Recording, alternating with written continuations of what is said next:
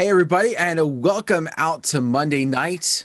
I am Dan Carpenter. John is not with me tonight, but I think I have brought along a few elves of my own. And who knows, we might even have a few more that might be joining us sooner or later. We've got Howie, we've got Joel, Scott, JC, and a few other people that might chime in.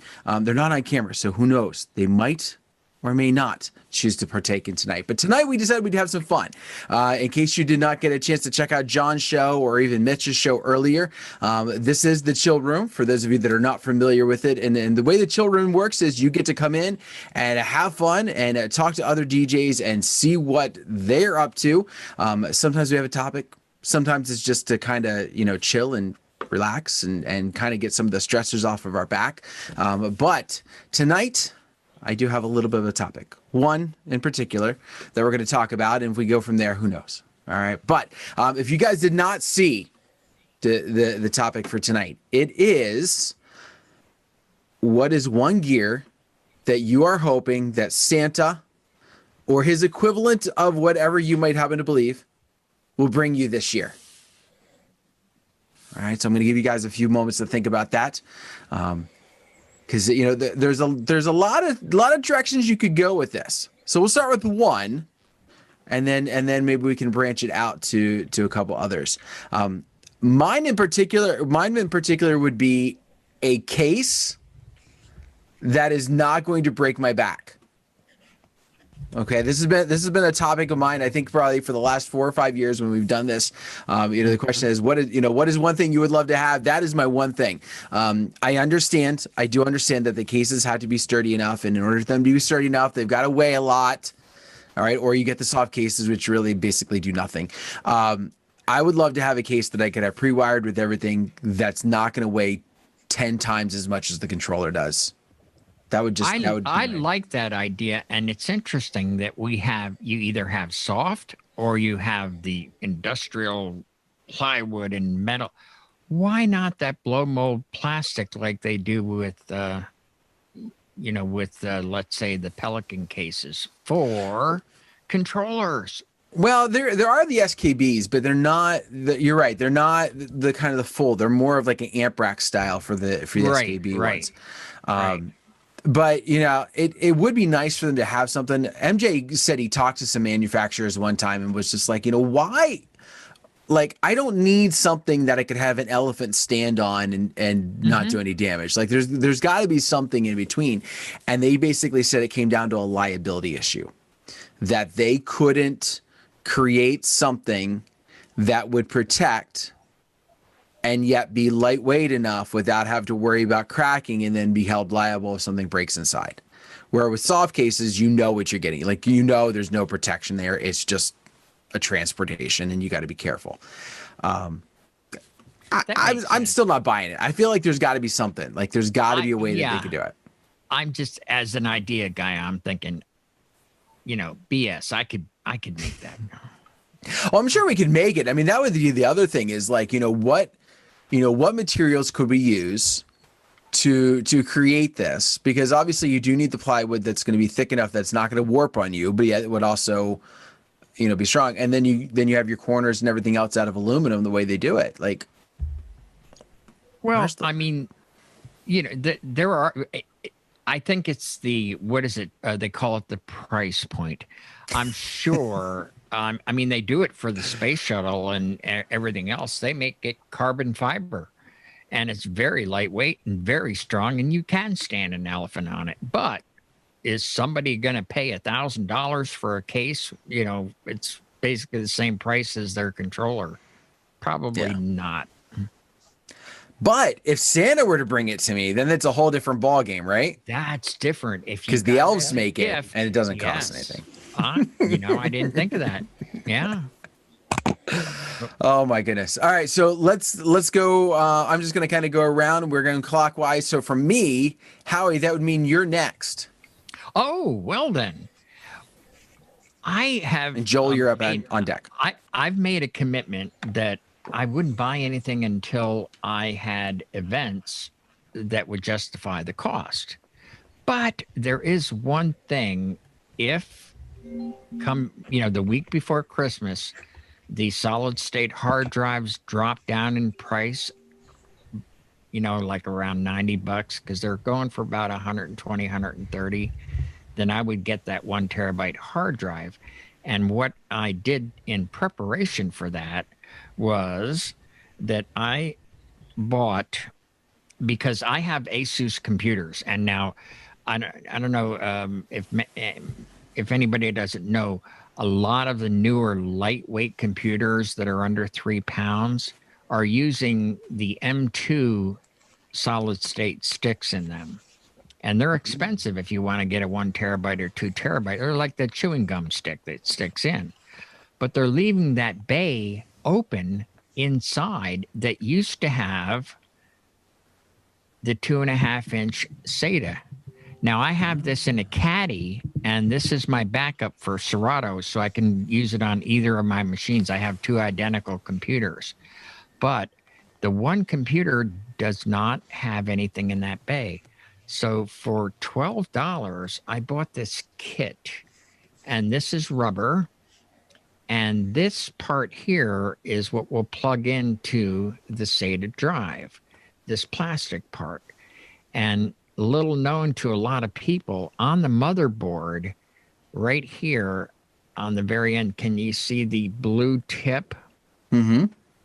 You see a lot of ribbon cables like this. There is an attachment that'll go in. It's much same thing as like plugging in a USB stick. You lift that little white tab up, slide that ribbon cable in, snap it down. It's connected to the hard drive. I will take this rubber, it comes with screws, and there's screw holes that would go through the hard drive, and then it would act as a bumper and take up that space that's left vacant inside the computer.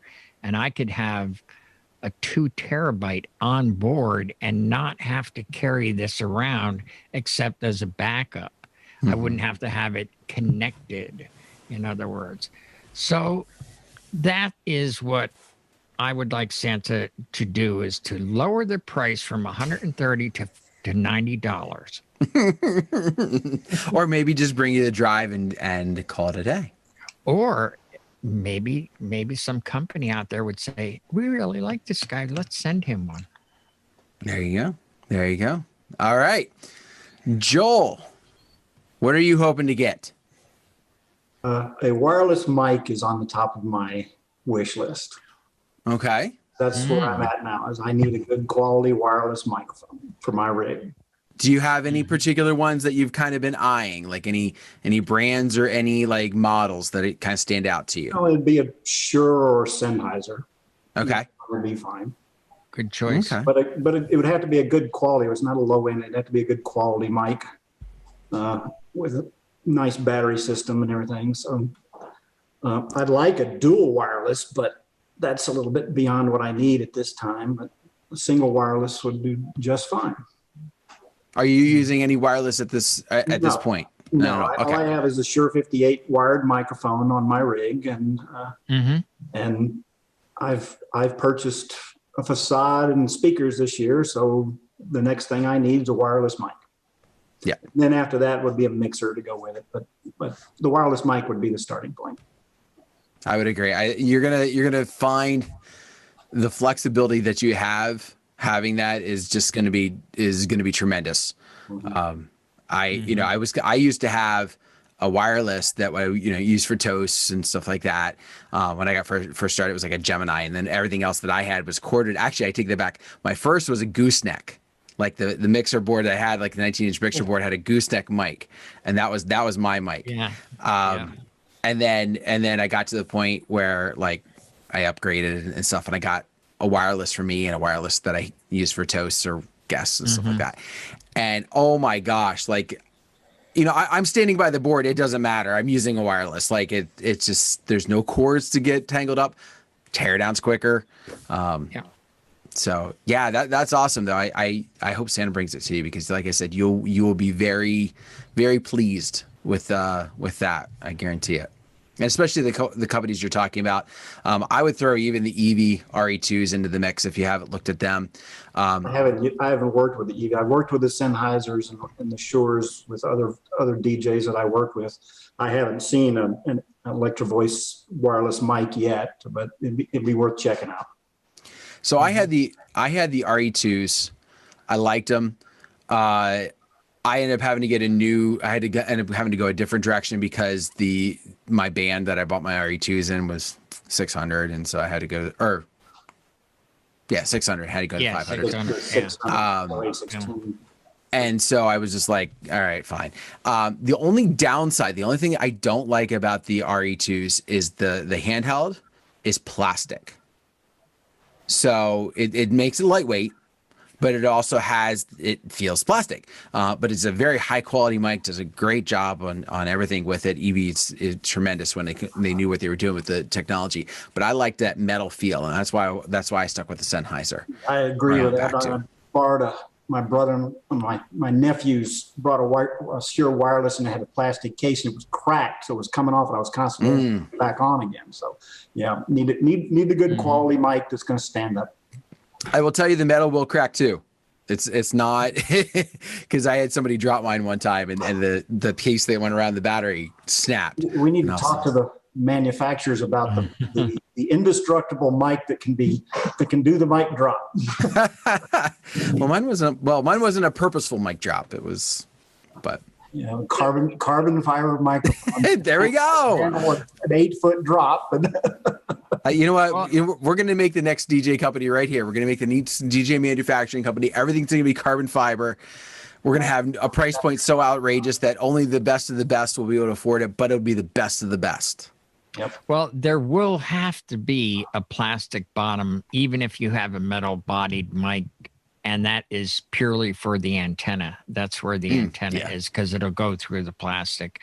But like, because I have, the Shure SM58 I've had for, well, I can't tell you. I don't want to age myself, but I've had it for decades, and it's been dropped, and my gosh, they're indestructible.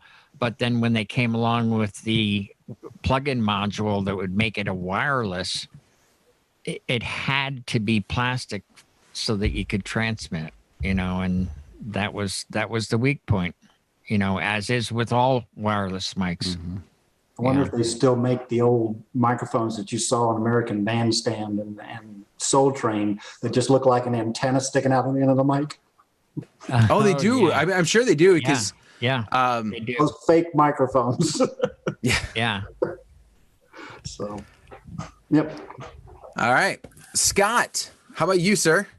Well, I have a lot of things I got before Christmas, and that's usually what happens. I ended up with some ADJ, my Pocket Pros, which I love, and of course the ADJ Airstream Bridge, which Howie has been real helpful on that, on lighting. But I would like, almost getting back to what you were talking about with a case, I would like to see something that we could roll around like we used to do when everything was 19-inch rack mountable and you just plugged it in and went, but a more modern version of it, where you don't have to tabletop everything. I wasn't used to that when that happened. And now that's pretty well what we do. We put cases up on tables and all this individual stuff that we got to pull out and plug in. All my wireless mics were all racked at one time. Everything was in the rack. But when we went to powered speakers and we changed, we lost all that. So I'd like to see that. I'd like to see that come about to where we wouldn't have to remove the gear or the controller. The controller could actually be mounted in, and it would be, on a stand or a rack, and you could roll it in and out and just plug the AC into it. You'd be ready to go. And well, I will tell you, sir, that is my winter project right there. Wow. Now, granted, it is not going to be a case. Right. This is not something you're going to be putting into your car.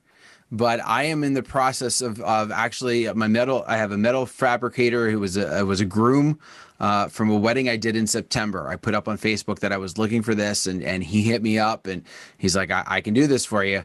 And I said, okay. And so we've been talking the details, and it's not cheap. It's not cheap. That's the bad thing. But this will be a full booth. to the extent that it will have. Now, I take that back because I did something to kind of adjust it. But if you look, there's a lot of these guys that are doing TV boosts and everything else like that. So mine's going to have some of that aspect, but it's going to have a carrying compartment for my EVs, for my EV50s. It's going to have a spot for the subs. It's also going to have a spot for the top bags. And when I'm not like having gear in them, I want to have a shelf space. So when I'm like my paperwork and stuff, it's out of sight. I'm going to have an arm, laptop arm to the side. I'm going to have all my controller and everything. It's going to be wired in, and everything hooked in. So basically when I get to the event, I pull out cables, plug in, put power, and I'm done. None of this, 12,000 things on my rock and roller, rolling it in. It's all going to be on this cart. Now, the one thing I am doing to kind of help myself, and this was something a couple people threw out as ideas to me, was to make it modular. So my mics, my digital mixer, and my in-ear monitor system that I'm going to use to send for when I need to do wireless speaker sends. All that is going to be in a six space rack that will just slide in. And what I'll do is I'm going to make some connections on the back so that the mixer and anything that I have above will click into that. Will click into the mixer and everything else. So that'll be modular. So if I go to a space that I can't wheel this in for whatever reason, I'm trying to make it ADA compliant. So it's within 30 inches. So it'll fit through all doorways. But if for some reason I just can't use it, whatever, that box will be able to be slid out, set on my rock and roller, and go into the smaller event. Very cool. Now, so I tell you that those things do exist. Now, I will say this also, my case, the case that I use for my 7000 currently before I built this thing, everything is pre-wired in that. I've got my 2 wireless mics. I've got my power conditioner. I don't have my wireless send. I don't have a digital mixer in there, any of that type of stuff. But I have all my ins and outs, my Show Express box, everything is in that case. But it's heavy. And getting that up on that table, like you talked about, is why I've decided, you know what, I want to go to my own table. I don't want the facade. I don't, facades are nice. I'm not wild about them, especially the setup and teardown. That's my issue. I do ADJ at event table. I use it at probably 90% of my events, depending on what they are. But I do like that. My wife likes it because she says this thing's sturdier compared to what we were using before. We were using those 4-foot tables. Oh, yeah. Rolled out like this. When you get a case on that thing, even at 4,000, at Denon 4,000, it's like this. Yeah. Even if we built something that we could set the actual case down into and we could leave it there for transport, another cover would come over top of that. You know what I mean? That way, if we needed to take that controller out, like you say, to a smaller event, we could do that. But if we could set it to where it would be set near standard, it'd be heavy. Trust me. I hauled those heavy, those 1200s around in a DJ coffin. Those aren't light. Not by far, but something similar to that. But you're probably talking in the neighborhood anywhere from $1,200 to $1,800 to probably or more to put something like that together. I'm just talking price wise. Let's get realistic. Well, now I've got a question for you because I had the 6000. The 6000 was rack mountable. Yeah. And it actually had the ears and everything to make it nice and everything. Size wise, how does the 4000 compare? Do you know? It's a little bit bigger, believe it or not. Oh, is it? Okay. It's about 1.5 to 2 inches on either side of it. The case for the I've got a rack mountable case that I found that Odyssey built. I had it set up. I had 2 techniques on either side of it inside of flight case, and then that sat in my center, and I used that 6000. I've got the mounts on it. because you have to take some stuff off to put the rack mounts on it. And unfortunately, that's one that Denon stopped making along with the 4000. But it's a hair bigger. I want to say it's almost an inch or a half inch bigger. I have mine right here with a tape measure, and it measures 19 inches, 19 and 3/4 inches. So for 3/4 inches, you can't rack mount it. Man. Yeah. 3/4 of an inch wider than a rack mount. Yeah, for the 4000. Yeah.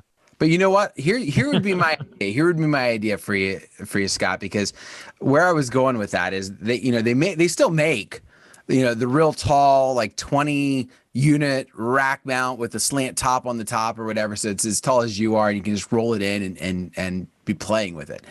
I almost wonder here within your slant rack if the distance between the sides of that case would be wide enough that you could fit the 4000 in. And then you would just have to figure out a way to attach it. So almost like you could get maybe a couple rack space, like blank rack space fillers. All right. Mm-hmm. Put heavy duty industrial Velcro on them. Yeah. And then on the underside of the 4000 and push that down on it. I wonder if you could make that work. Because then, yeah, you have that rolling in, you have all the other stuff that you might want to put in it, and you could put umpteen drawers in it to carry whatever else you might need, all your cables, all your power, all your XLRs, everything. And you could do it. That might be something to consider. Obviously it's not perfect, but if nobody's making a case, and at this point nobody's going to make a new case for the 4000. In fact, I think Pro X I have a Pro X case for that 4000. And then on the 6000, I have it in a slanted case that it's a tall case that Odyssey makes. Mm-hmm. It has a front that you can pull off the front of it. Mm-hmm. You can reach the controllers on it.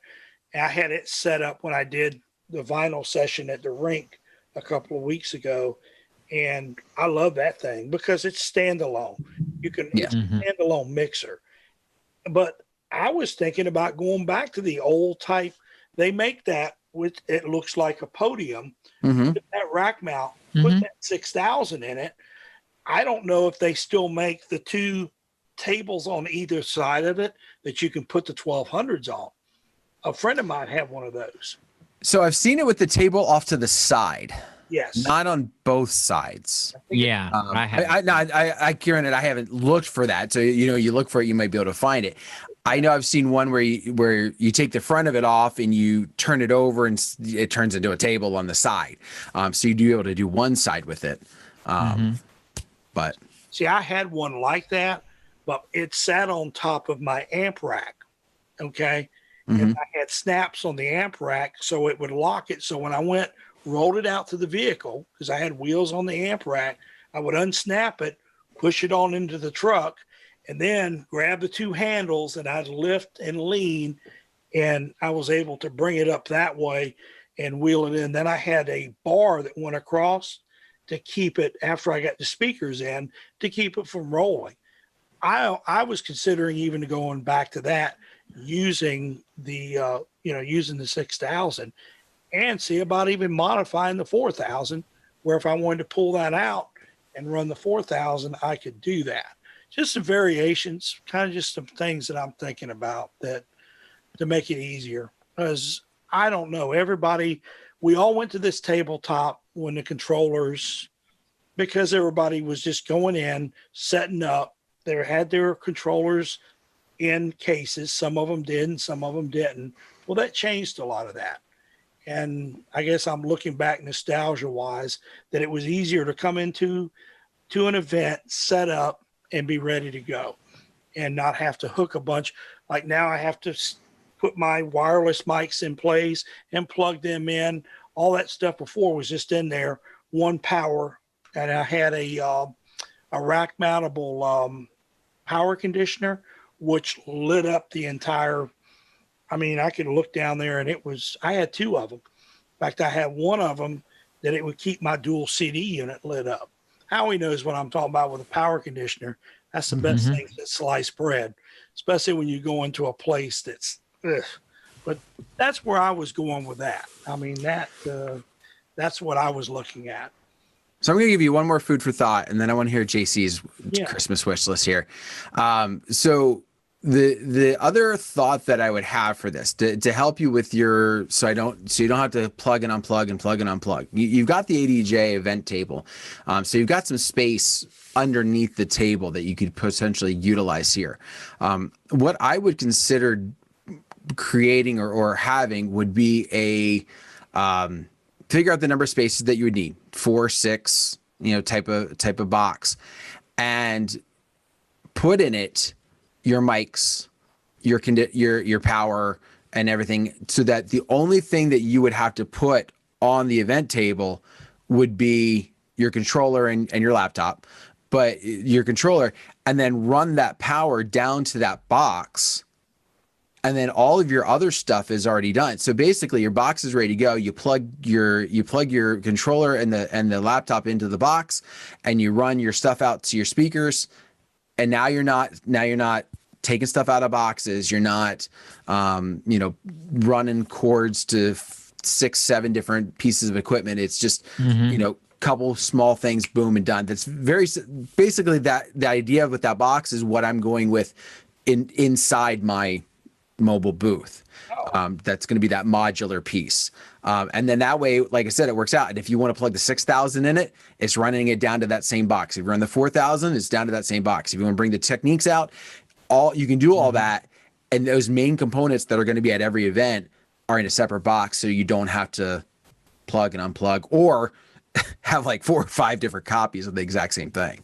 Yeah. Because you've got different equipment you want to use. Thank you. So, you're welcome.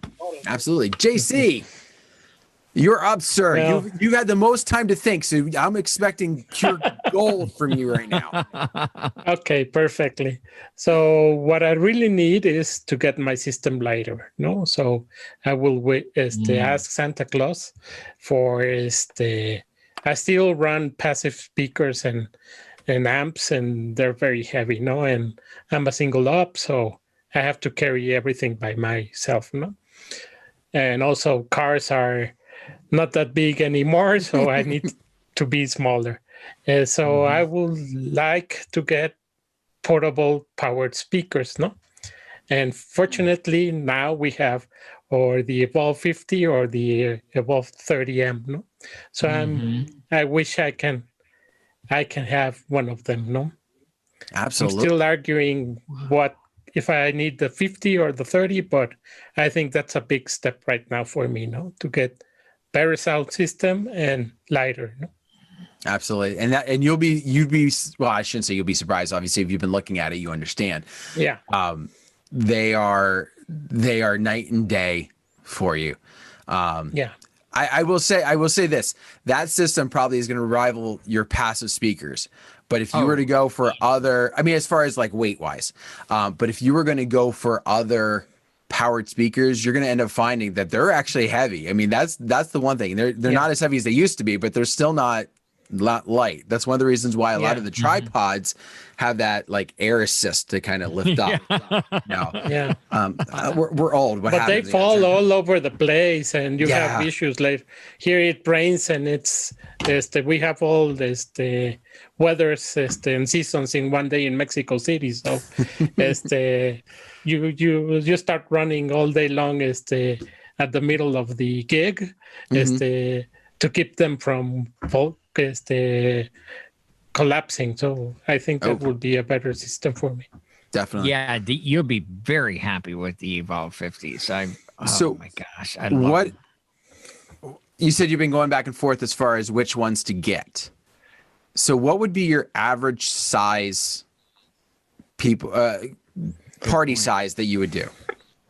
Like numbers? I would do 150 to 250 people. So I think I will go for the Evolve 50 just in case, and I will enjoy the extra punch for for smaller parties, no?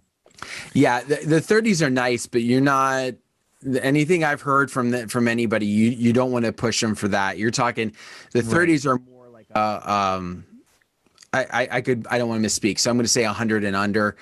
It might be more than that, but 100 and under with the idea of just more small, intimate, or the ceremony. And again, the big selling point for the 30s is that mixer on the back. So if you don't need the mixer on the back, it might be better off, just especially because you can always turn it down. You can't always turn it up. Yeah, right. and I can only afford one, so I have to be very careful with that. Yes, I don't like to have a lot of gear around, so I really want to get the right one. So I think I'm gonna go for sure for the 15. Yeah, I will say this. If you can only afford one, it might be a good idea to pick up one when you can. You're not going to be able to do 150 to 200 people with one. No, one pair, no? Oh, okay, one pair. Okay. Yeah, one pair. Okay. One pair, because I have seen that many DJs have the 30 and then the 50 also, no?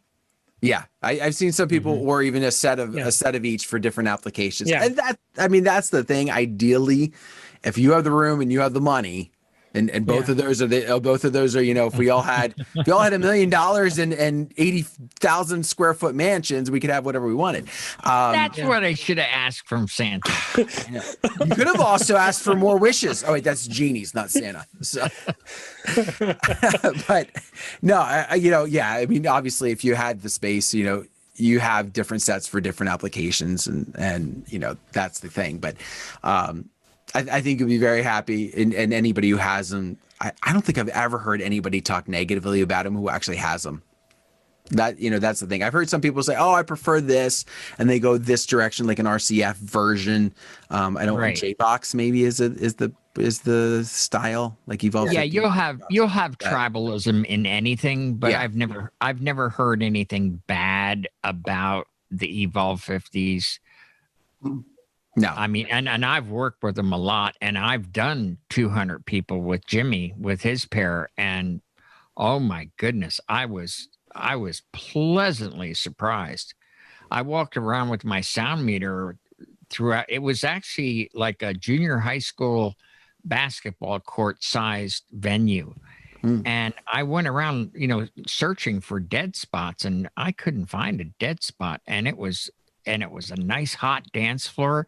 People loved it. The people in the back, you could have a conversation at the tables. They're the next best thing to the perfect speaker, in my opinion. I did have one issue with mine one time.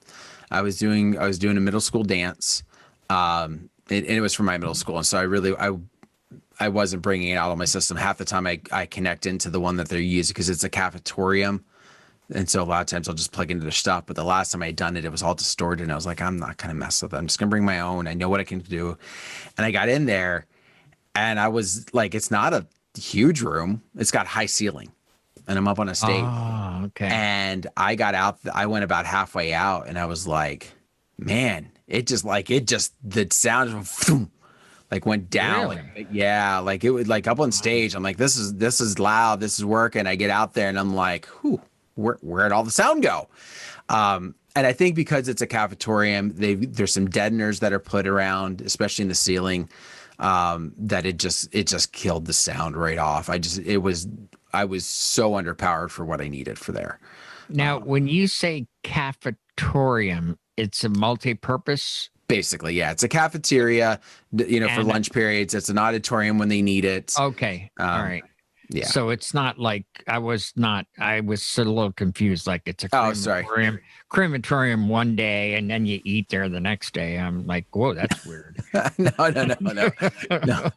Sorry, that's a term that we use it, and a lot of our schools in the area use it. Multi-purpose room would be a kind of similar idea, probably a little bit more commonplace. But Dan's trying to say it's got a stage on one side and the cafeteria. You got the cafeteria part on the other. Yeah, pretty much. So. Just thought I'd throw a little levity in there. It'd be a little scary, I think. Just a little. little scary to have that attached to a school, let alone anything else. Let alone The Jeffrey Dahmer cafetorium. Oh my goodness. Oh my. All right, so we've got a few more minutes, and since nobody else has been jumping in, I don't, you know, I wasn't supposed to be watching a chat room or anything, like to, not chat room, but like participants to let anybody in. Was no. Okay. So here's what I would like to throw out. So we've talked about that ideal piece. All right, that ideal piece. And so my kind of flip side to this, and some of you have already kind of hit on this. I want you to think back to this past year. And I want you to either, and this could be gear related or otherwise, I want you to pick out the one purchase that you made that what you think has been the best for your business. Now, here's the tricky part.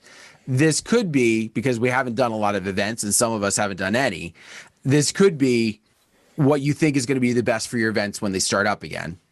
All right.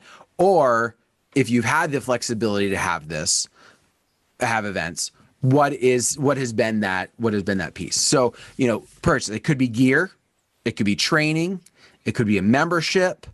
I'd like it to be DJ related in some form or fashion. So if you went out and took an improv class, I'll count it, but that's a little off from where I'm talking about. Okay. So, I don't even know where I'm going to go with this one, because this was my back pocket question in case things went really quick or we didn't. So, I got to think about I got to think for a second here. So, but okay. I can go if you want it. Yes. All right. Perfect. JC's already. Go for it, man. Yeah. So what I'm doing is I found out that when I started ripping my CDs collections, the highest is the bitrate rate was 192. Okay. And I have a lot of music in 192. So what I'm doing in this past month is re-ripping all my collections in 320. No? Awesome. Smart. Great idea. Smart. Yes. Yeah. Absolutely. Now, Howie, in all fairness, it's not like you said it was 128. Well, yeah, that would have been. That would have been me. Yeah. No, I think that's a great idea. Yeah, it's amazing how that much makes a big impact, and it does. The average person isn't going to tell a difference, but when you start listening to the tracks that you've played before, now ripped at that new now ripped at that new level, you're going to go, ooh, that sounds better. Like I didn't know there was a flute in that song. That kind of thing. Yeah. Yeah. Awesome. All right. I like it. Scott? I would have to go back to my ADJ, my Airstream bridge. Mm-hmm. A great investment gear-wise for me this year. I've been able to have control of my DMX lighting. I want to say consolidated, into using one device for it and digitally. I mean, without having to worry about taking this Obey 40 with me that takes up real estate. I mean, let's face it, your iPad doesn't take up near what that takes. That's 19 inches. That's a 19-inch rack mountable device that you're taking with you. So I really have to say that, along with streamlining our photo booth, which we did at the very beginning of before the pandemic came out, which incidentally, I have had at one event, and that's all we've had it at this year. I've been really fortunate that I did have it at a wedding this year. So that's where I pretty well would say kind of sums up, what I have done to make 2020 better was, for me anyway, is that. So nice. That as well. Good. And I've learned a lot. I've learned a lot on the DMX stuff I didn't know. So it's amazing. It's amazing when you get into it, and especially when you get into it, I would say on the digital level. Yes.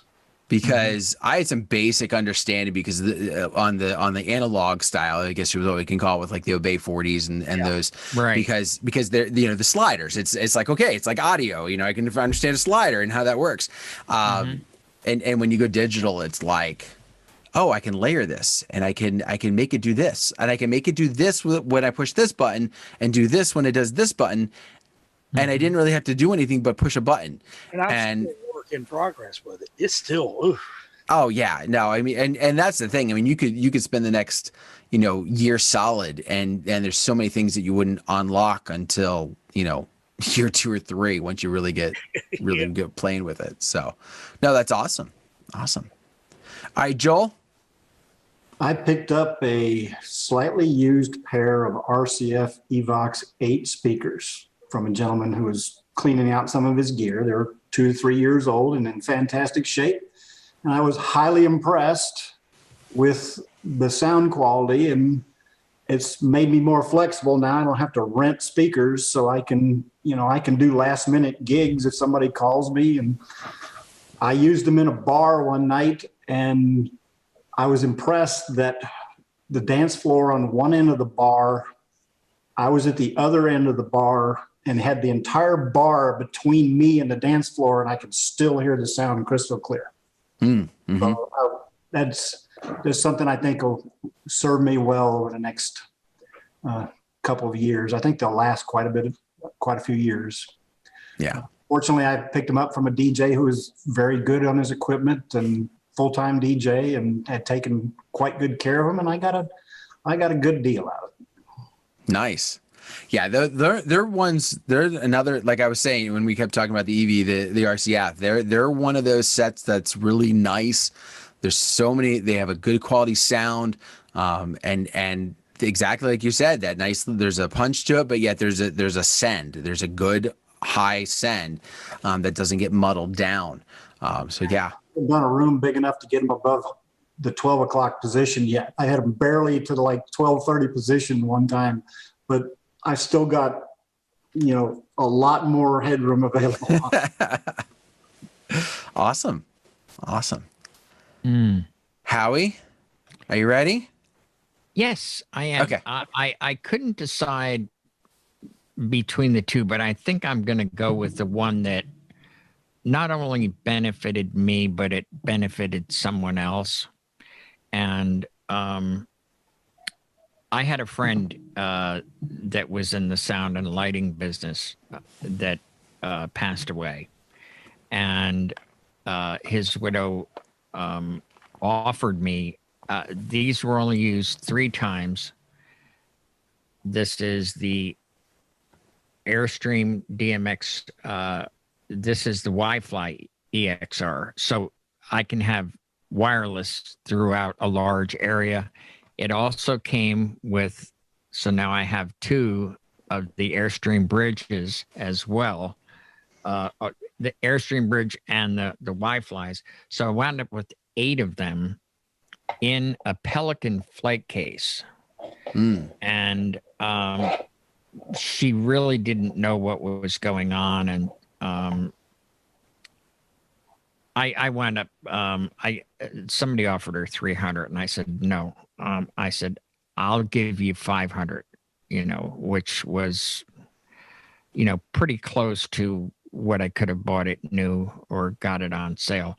But she had bills to pay. Her husband just died. So I felt good helping her out, but it helped me out too, because these things all went out to Vegas.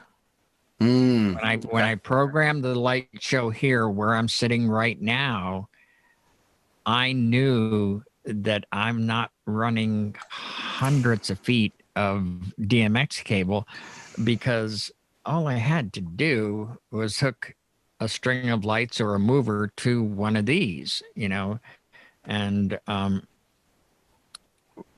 well, anybody that was there saw that we plugged it in, we lit it up, and it worked just like we planned it. And the most impressive part was when we broke down. I don't know, were you there for the breakdown? It took us 2 days, and it was something like 14 hours or something to set up because the staging. Well, we had so many people come in to help. We actually broke down, cleared the room, had the trucks loaded. I had my carry-on baggage loaded with all the gear in 45 minutes. It was amazing. The people were wonderful. And the nice thing was I got through TSA with these because I took the lithium batteries out because they will work with the wall warts. And I knew that, hey, I have to plug the movers in anyway.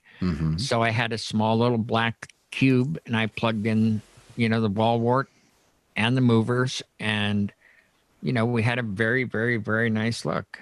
And so, yeah, I'll pick these as my best for helping someone else and also helping everyone else and myself. Now I have them for future use as well. Nice. Yeah. Well, I'm gonna give a plug. I'm gonna give a plug here for what I decided to do. So, I am a Crate Hacker member. For those of you that are not familiar with that one, Aaron Taylor out of Nashville, Tennessee. He started something through Joe Bunn and got it going with that. And basically it's, I got it because my organization system just was not working for me. I would sit there with thousands of songs in one folder and trying to scroll through them when I'm at an event. And then I end up doing this, like the whole time, like the event, everything's happening over there. And I'm still looking for the next song. It's like, I know what I want. I know the feel I want. I just don't know the name to do like a quick search. So I'm like, and so, so I bought Nick Spinelli's like crate list, that he put out like the beginning of the year. But when the Crate Hacker thing came about, it was different. I knew it was going to have a different feel to it. So I bought into that, at least for on the month type of schedule. And, very, very similar to JC. I went back through all my CDs and I started re-ripping because I had a lot of them that were at 192 or even a couple that were at like 256, which not bad. I mean, that was still a lot better than that. But I even had some that were at 128, like stuff that I had gotten when I first started getting into it and ripped them the first time. When hard drive space was like impossible to come by without spending a fortune, and 128 was okay. So I went back through and I was re-ripping everything and slicing and dicing and getting things cleaned up. And, it's just made things so much nicer and so much cleaner. And it's so much that I can now go, okay, I'm going to go in this direction, or I'm going to go in that direction. And I drop into a folder that has that. And it might have 200 songs in it, but it doesn't have 3,000 songs in it. So scrolling through it becomes a lot easier. So if that's something you guys are interested in, obviously, I didn't get anything from them for this. But if you're looking for a way to reorganize your music, that would be. Is it a system or is it a app or what is it? So it neither. It's a group, for lack of better terms, that you buy a membership into, and within there, you get access to their lists of different crates. So you'll get, when you buy into it, you get all of Joe Bunn's crate list. So like all how he has it organized, and then all the songs that fit into his folders. And you'll get the same for Aaron. You can buy extra to get ones that Jason Janai puts out.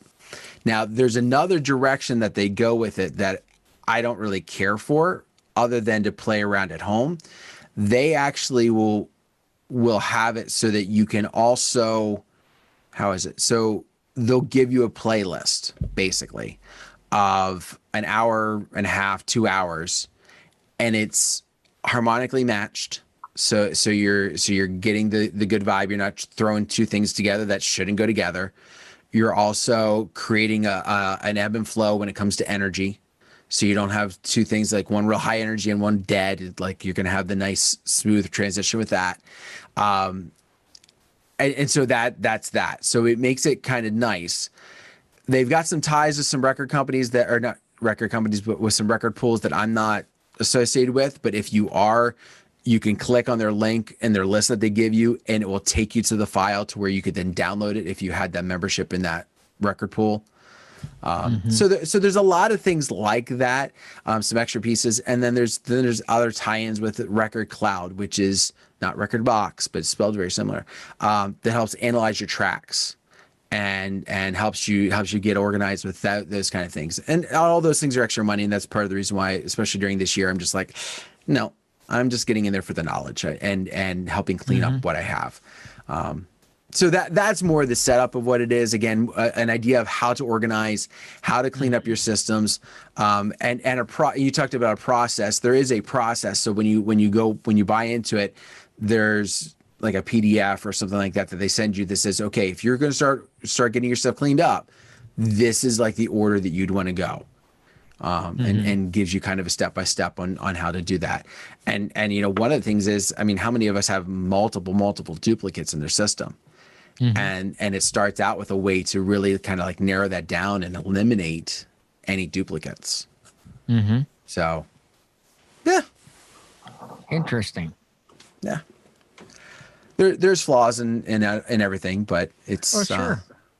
Yeah. I not a slam against Joe Bond, but I thought it was very interesting when I got his list and I'm going through and I'm like, okay, I'm going to create some like him and everything else. I created some, and he'd have like the same artist in there like twice, or like the same song by the same artist in there like 2 or 3 times, but it was labeled slightly different. Show was showing up different. And I was like, oh, so I'm not the only one who has duplicates that way. Yeah. You buy it from one company and they've got like the BPM up front. All right. One record pool, they got the BPM up front. And then the other one has the Black Eyed Peas.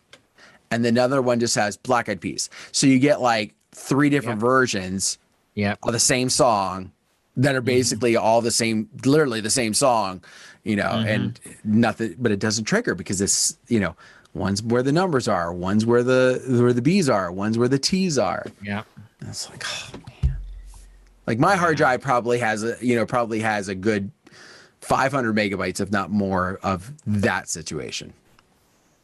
But I would say though, I would say that's probably that was my purchase this year, other than my booth, but that I don't count that yet because it's not here yet. I haven't actually paid anything for it yet. So, all right, yeah, awesome. Well, guys, I think on this note, I'm gonna bring our time of this to a close. And if you guys are checking this out later, don't forget, you guys can join the chill room too. This is not just a thing that we do on Monday nights, but it's always available. It starts at like 10:30, 10 o'clock, depending on what's going on with the other shows. And you can come out and hang out with these guys and many more that come in and just have some fun, relax, talk about silly stuff like, what should Santa bring you, to something that may be a little bit more serious, like how do I deal with this situation, or what have you guys really run into this, and actually have conversations, face-to-face, digitally conversations that are going to mean so much more to you, and friendships that are going to be there. I cannot say enough about this chill room. You guys are awesome. So thank you very much. Thank you to everybody who's tuning in to this after the effect. And maybe you got an idea of something you want to have Santa bring you as well. Either way, have yourself a great night. Thanks. Bye.